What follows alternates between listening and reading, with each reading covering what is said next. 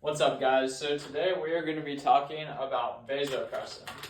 So I'm going to talk about what it does endogenously, what it does exogenously, because this is one of my favorite critical care medications to use.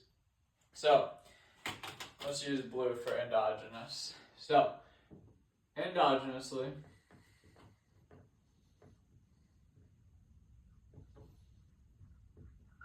it is produced by the hypothalamus.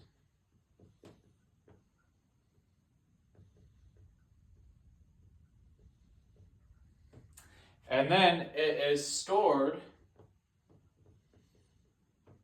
in the posterior pituitary.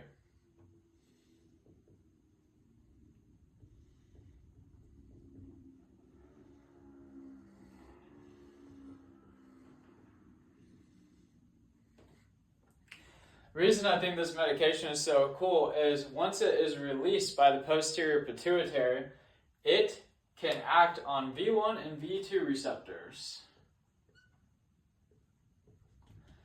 V1 and V2 receptors, the V1 can cause vasoconstriction.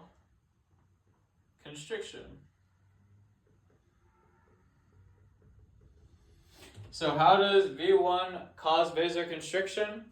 I will not be able to tell you in a complete advanced way, but I do want to mention what I do know is it works on the IP3 transduction pathway, which that works on G protein receptors in the cell membrane.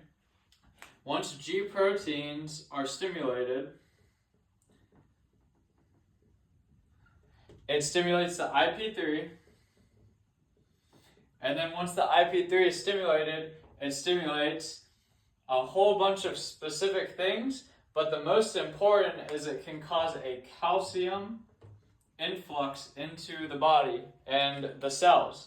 And as you guys might know, when there is a calcium influx, that allows for contraction. So that's why in a hypotensive patient in the ICU, you really want to look at their ionized calcium level, because you want to make sure that they have calcium to be able to contract so these vasopressors can work. So let's go on to V2. So once V2 is stimulated, this works on the renal collecting ducts.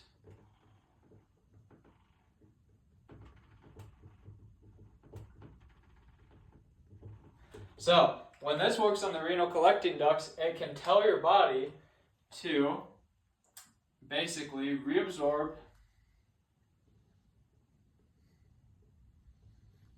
sodium and water. As you guys might remember from physiology class, wherever sodium goes, water is going to follow. So whenever you're reabsorbing sodium, you're going to reabsorb water.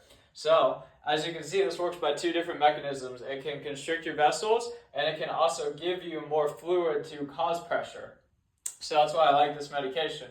This is usually a second-line medication in sepsis and a lot of other specific situations.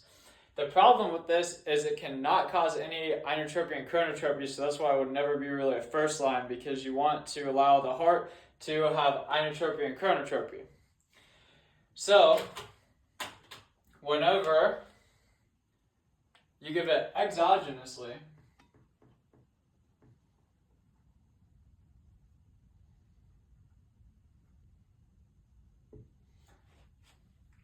you usually start it at a dose around 0.02 or 0.03 units per hour. I lied, it's units per minute. Okay. The reason that 0.02 to 0.03 units per minute is because that is the physiological dose. When I say physiological dose, that means that is around what your body is producing every day whenever your patient isn't in a state of shock for whatever reason. So we are basically trying to give the endogenous version back, but we are giving it exogenously, which when you give exogenous hormones, even if you give the physiological dose, it is still going to work more supratherapeutic than it would endogenously. So even if you're just giving what the body naturally produces, it is still going to up the blood pressure really well. Okay, so depending on practitioner, you may be able to titrate it. Usually the highest I've ever saw would be 1 unit per minute, which that is very extreme. If a patient is getting to that, they're usually on the downhill. But this medication is very interesting because it is always debated whether we should titrate it or not, and whether the super therapeutic version of the endogenous production dosing can help.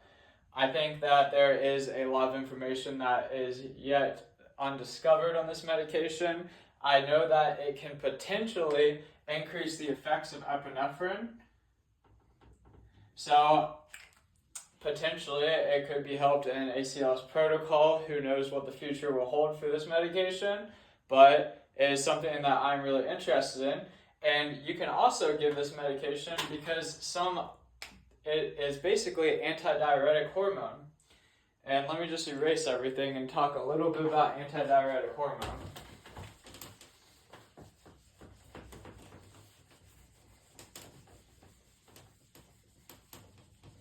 Okay.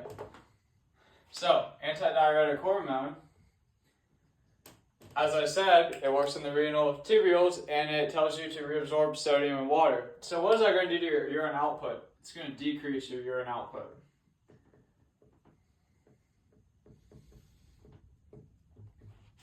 Okay, whenever your urine output is decreased, it is good for patients in a disease called diabetes insipidus. Whenever diabetes insipidus, you are lacking antidiuretic hormone, so you're peeing liters and liters and liters, and that is very not good for your body. It can cause severe dehydration, a lot of electrolyte disturbances. So, giving vasopressin is not just used for shock patients, but it can also be used for diabetes insipidus patients to prevent further deleterious conditions. So, that's why I like this medication. It's a good hormone in your body, and there's a lot to be discovered about it.